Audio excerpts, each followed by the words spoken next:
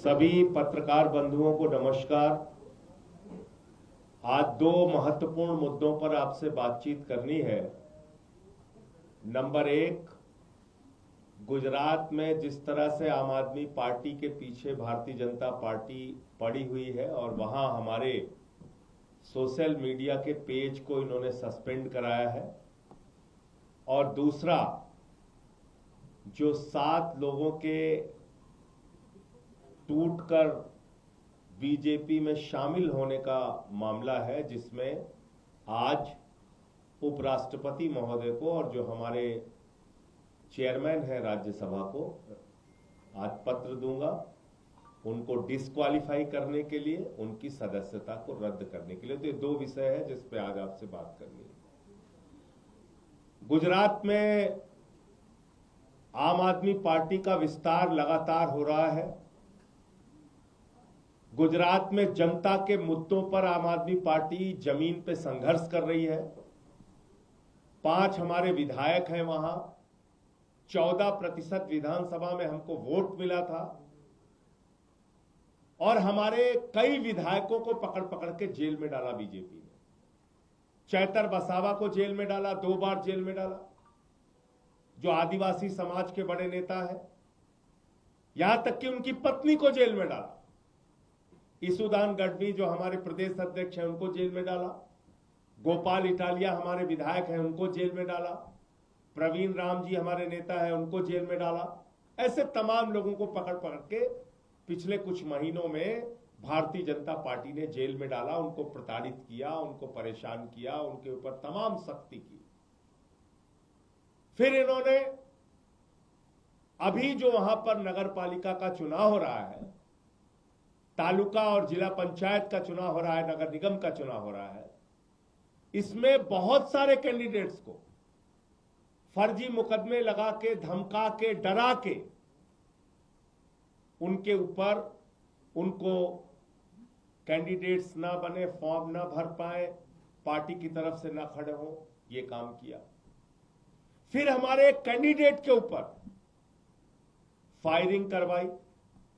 अभी इसी नगर पालिका के चुनाव में फायरिंग करवाई गुजरात में।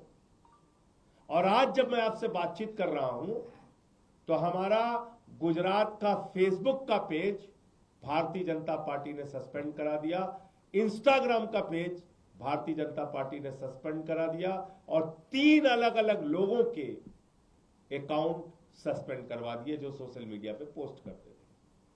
अब इसकी वजह क्या है? बीजेपी अपने गुनाह को नहीं ठीक कर रही, अपने काम करने के तौर तरीके को नहीं ठीक कर रही।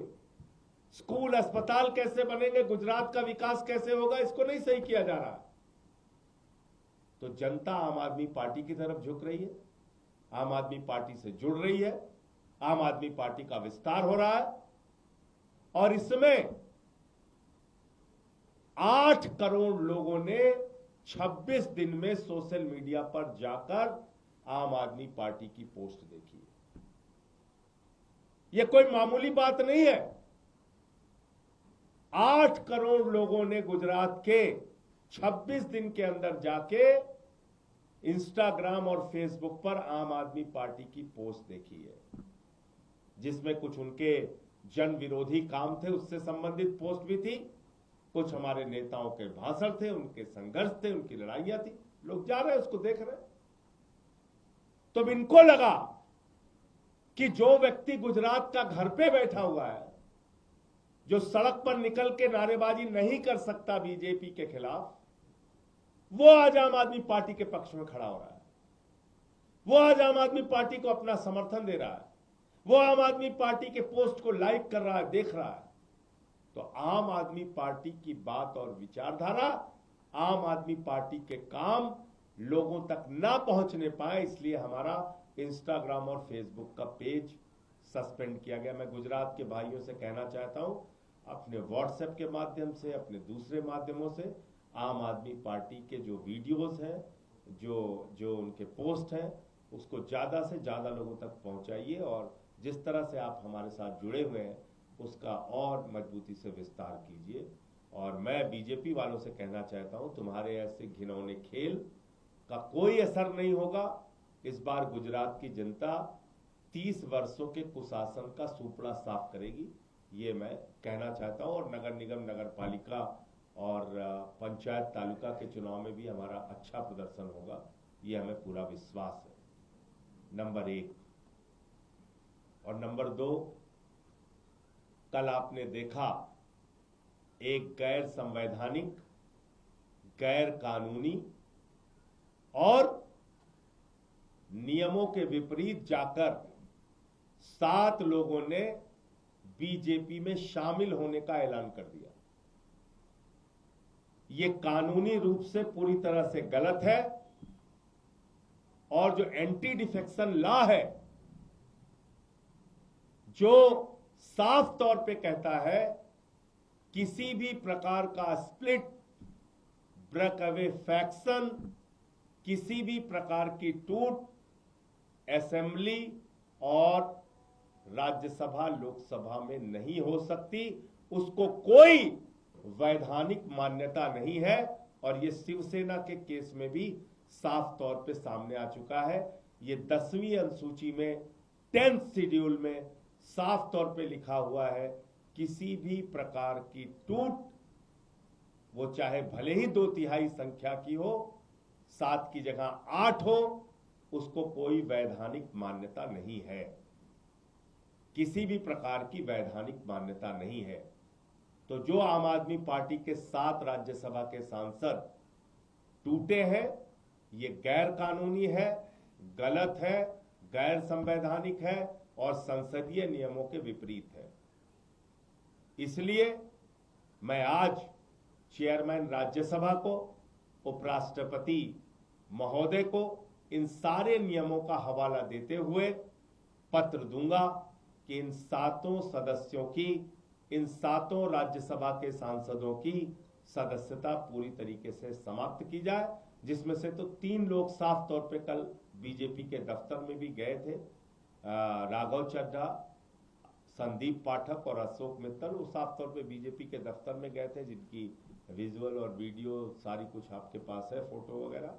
और बाकी जो 4 लोगों को लेके दावा किया जा रहा है, उन सब के खिलाफ उनकी सदस्यता को समाप्त करने के लिए आज मैं राज्यसभा के चेयरमैन साहब को, उपराष्ट्रपति महोदय को पत्र दूंगा। आपके कोई प्रश्न हो आप पूछ सकते हैं। प्रवेश वर्मा के द्वारा जारी की गई सारी फोटो पूरी तरीके से फर्जी है, झूठी है, बेबुनियाद है और इसलिए मैं प्रवेश वर्मा और जो भी टीवी चैनल ऐसी झूठी तस्वीर को अपने चैनल पर प्रचारित करता है, प्रसारित करता है और केजरीवाल जी को बदनाम करने की कोशिश करता है, उनके खिलाफ मानहानि का केस किया जाएगा, ये बिल्कुल स्पष्ट करना चाहता हूं। दूसरी बात, साफ तौर पे मैं कहना चाहता हूं, दूध का दूध, पानी का पानी हो जाएगा। एलजी साहब का घर जनता के लिए खोलिए, रेखा गुप्ता जी का जो मुख्यमंत्री हैं उनका घर जनता के लिए खोलिए, प्रवेश वर्मा जी जो मंत्री हैं दिल्ली सरकार के, उनका घर जनता के लिए खोलिए और अरविंद केजरीवाल जी का भी घर जनता के लिए खोलिए। जनता खुद से जाए और देखे, फैसला करे किसका घर कितना आलीशान बना हुआ है। इस प्रकार से झूठी तस्वीरें जारी करके, झूठा प्रचार करके आप अभी भी वही घिसे पिटे तरीके अपना रहे हैं। ये तो भारतीय झूठा पार्टी है ही है, इसका तो नाम ही है भारतीय झूठा पार्टी। झूठ फैलाने के लिए हिटलर के प्रचार सचिव गोयबल्स के सिद्धांत का ये लोग पालन करते हैं और इसी तरीके से ये झूठ फैलाने का काम करते हैं। मैं फिर दोहराना चाहता हूं, मैं चुनौती देता हूं दिल्ली के मुख्यमंत्री को, एलजी साहब को और प्रवेश वर्मा जी को, तीनों घर अपना खुलवाइए, केजरीवाल साहब का घर खुलेगा, जनता जाएगी, देखेगी और फैसला खुद से कर लेंगे। संजय जी, क्या है कि पंजाब में आपके बड़े स्तर पर जो विधायक हैं वो राघव चड्ढा के संपर्क में हैं, वहां पर भी टूट की खबरें आ रही हैं। देखिए, फिर मैं आपसे कह रहा हूं, इस प्रकार के झूठे बेबुनियाद, बिना सिर पैर की खबरों का कोई मतलब नहीं है। सारे के सारे विधायक मंत्री हमारे जो लोकसभा के 3 सांसद हैं वो पूरी मजबूती के साथ आम आदमी पार्टी के साथ खड़े हैं, केजरीवाल जी और भगवंत मान जी के साथ हैं। इस प्रकार की किसी भी अफवाह पर कोई ध्यान नहीं देना चाहिए। और जैसा मैंने आपको स्पष्ट कर दिया, एक भी एमएलए एमपी टूट के जा ही नहीं सकता। ये कानून के खिलाफ है, ये एंटी डिफेक्शन लॉ में साफ तौर पे लिखा हुआ है। कोई ऐसे टूट के जा ही नहीं सकता। सर ये बताएं कि सवाल इसलिए उठ रहा है कि आम आदमी पार्टी इतना क्लोज नेट, उसमें से 7 बड़े सांसद आपके छोड़ के चले जाते हैं, नाराजगी थी। क्या आप लोगों ने कभी कोई बातचीत करने की कोशिश नहीं की? आप ये जरूर कह रहे हैं कि बीजेपी ने अप्रोच किया, लेकिन आपकी तरफ से क्या कोई प्रयास हुआ था कि ऐसे लोगों को रोका जाए? और ये कब पता चला आप लोगों की ये नाराज हैं?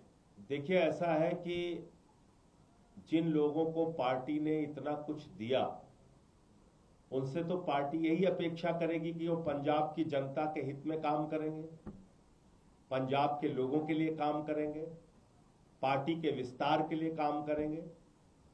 पंजाब में आम आदमी पार्टी की भगवंत मान जी की सरकार क्या क्या काम नहीं कर रही है, आप बताइए। 10 लाख रुपए तक का मेडिकल का खर्चा पूरी तरह से सरकार उठाएगी, ये फैसला हमने किया। दलित समाज, आदिवासी समाज से आने वाली माताओं बहनों को 1,500 रुपए महीने दिया जाएगा। सारी माताओं बहनों को 1,000 रुपए, जो जनरल कास्ट की हैं उनको अलग से हर महीने आर्थिक सम्मान राशि दी जाएगी। इसके अलावा हमने वहां मोहल्ला क्लिनिक का मॉडल दिया, वहां पर बेहतरीन शिक्षा का मॉडल दिया, स्कूल ऑफ एमिनेंस बनाए, सरकारी नौकरियां लोगों को दी। वहां 30-30 साल से जिन नहरों में पानी नहीं जा रहा था वहां पे पानी पहुंचाने का काम किया, बिजली फ्री किया। और जब से बेअदबी के खिलाफ कानून आया, इससे आम आदमी पार्टी और अरविंद केजरीवाल जी और भगवंत मान जी का ग्राफ बहुत तेजी के साथ बढ़ा। हर आदमी ने भगवंत मान जी की तारीफ की कि ये बेअदबी के खिलाफ जो कानून लेके आए हैं, इसका एक सकारात्मक संदेश पूरे पंजाब के अंदर गया है। और उससे बीजेपी घबराई, परेशान हुई। तो हमारे पंजाब के अच्छे कामों को बाधित करने के लिए ये कार्रवाई की गई। वरना आप बताइए, अशोक मित्तल पे तो 4 दिन पहले छापा मारा था इन लोगों ने, क्या क्या नहीं कह रहे थे, चोर है, बेईमान है, फलाना है, ढिमका है, यही लोग बोल रहे थे। और अचानक 4 दिन बाद वो अच्छे हो गए। तो ये भारतीय जनता पार्टी की वॉशिंग मशीन है।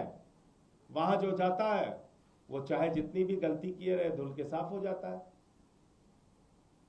ये किया है। पार्टी को सर कब पता चला कि इतने सांसद छोड़ के जा सकते हैं? क्या ये अंदाजा था आप लोगों को? देखिए, जिस दिन अशोक मित्तल